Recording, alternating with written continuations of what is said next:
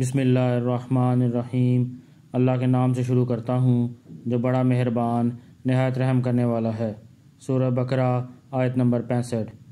وَلَقَدْ عَلِمْتُمُ الَّذِينَ اعْتَدَوْا مِنْكُمْ فِي السَّبْتِ فَقُلْنَا لَهُمْ كُونُوا قِرَادَةً خَاسِئِينَ۔ اور یقیناً تمہیں معلوم ہیں وہ لوگ جنہوں نے تم میں سے ہفتے کے دن میں سرکشی کی، تو ہم نے ان سے کہا کہ دھتکارے ہوئے بندر بن جاؤ۔ شہر اہلیہ میں بنی اسرائیل آباد تھے۔ انہیں حکم تھا کہ ہفتے کا دن عبادت کے لیے خاص کر دیں اور اس روز شکار نہ کریں اور دنیاوی مشاغل ترک کر دیں۔ ان کے گروہ نے یہ چال چلی کہ وہ جمعے کے دن شام کے وقت دریا کے کنارے کنارے بہت سے گڑھے کھودتے اور ہفتے کے دن ان گڑھوں تک نالیاں بناتے، جن کے ذریعے پانی کے ساتھ آ کر مچھلیاں گڑھوں میں قید ہو جاتی، اور اتوار کے دن انہیں نکالتے اور کہتے کہ ہم مچھلی کو پانی سے ہفتے کے دن تو نہیں نکالتے۔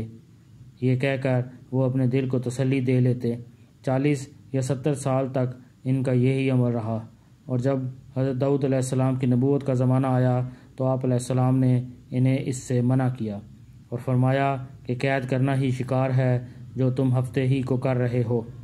جب وہ باز نہ آئے تو آپ علیہ السلام نے ان پر فرمائی اور اللہ تعالیٰ نے انہیں بندروں کی شکل میں مسخ کر دیا۔